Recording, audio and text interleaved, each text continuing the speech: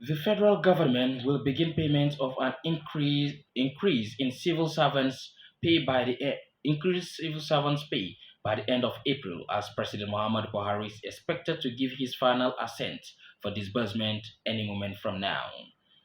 This implies that the increment is coming just 2 months before the proposed date for the removal of the petroleum subsidy. The increased tagged consequential allowance will lead to a 40% rise in the current pay of government workers. Director of Press and Public Relations, Ministry of Labor and Employment, Olajide Oshindun, explained to Punch that the federal government might begin payment of the 40% per rise by the end of April, adding that the 3 months arrears of January, February, and March will be paid at a later date. In March 2023, the Minister of Labor and Employment, Chris Ngigi, disclosed that the federal government had approved a pay raise for civil servants in the country.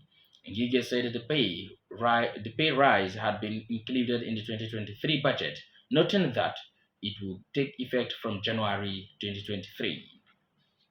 And the former president of the Nigerian Bar Association, Okewali, has been kidnapped.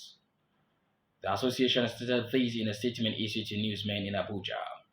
The 64-year-old senior advocate of Nigeria was kidnapped along East-West Road in Obiuako local government area of Rivers State in the early hours of yesterday.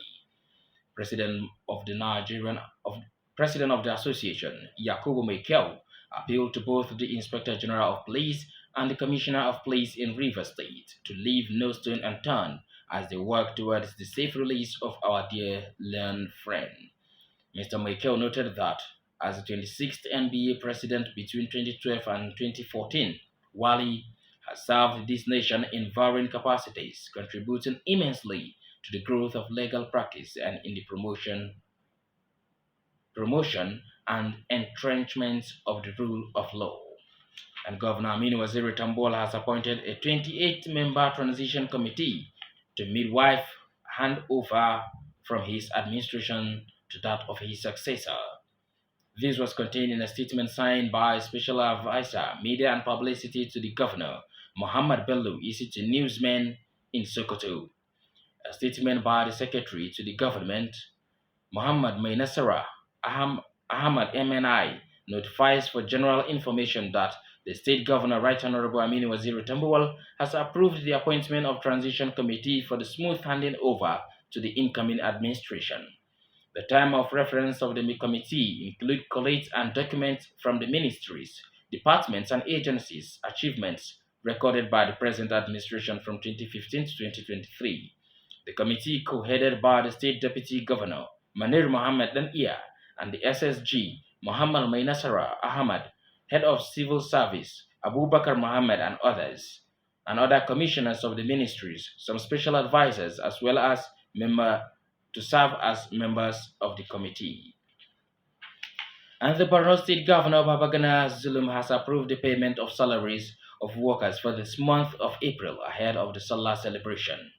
In a statement, the spokesman of the governor, Isa Gusau, said the early release of the salary is to enable workers prepare for Eid al-Fitr celebration, which is expected to hold by the weekend. It confirmed that workers across the state have started receiving alerts from April salary. The statement wished Muslim Ummah in the state a memorable Salah celebration in advance. And the Senior Special Assistant to the President on Public Affairs and Strategy, Office of the First Lady, Mallam Sani Zoro, has called on the International Journalism Institute to include security studies and peace journalism among the mass communication courses. Mallam Zoro stated this in Abuja during a workshop on peace journalism and consolidation of democracy in Nigeria. He said that security studies will give the citizens the opportunity to defend for themselves during crisis. Mallam Sani Zoro also called on socio-cultural organizations in the country to always preach peace for the sustenance of our democracy.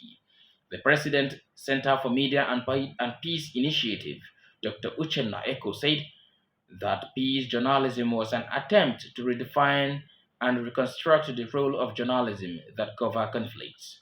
Dr. Eko also urged the media, especially those reporting conflicts, to adopt peace journalism in their reportage. INEC Deputy Director Dr. Chukwuemeka Ugboaja said that peace journalism will be achieved when a story was based on truth and accuracy.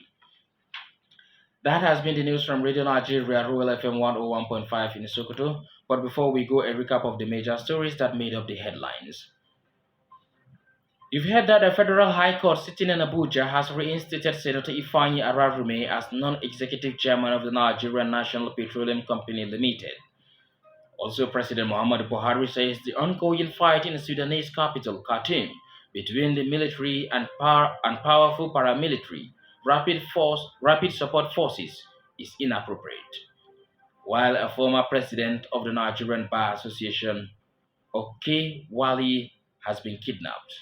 That ends the news broadcast from Radio Nigeria Royal FM 101.5 in Sokoto. On behalf of the news editor, Ibrahim Yusuf Gandhi, my name is Andrew Benedict, wishing you a pleasant and a wonderful day ahead as you stay with us for the translation of the news after now in Hausa language. Thank you.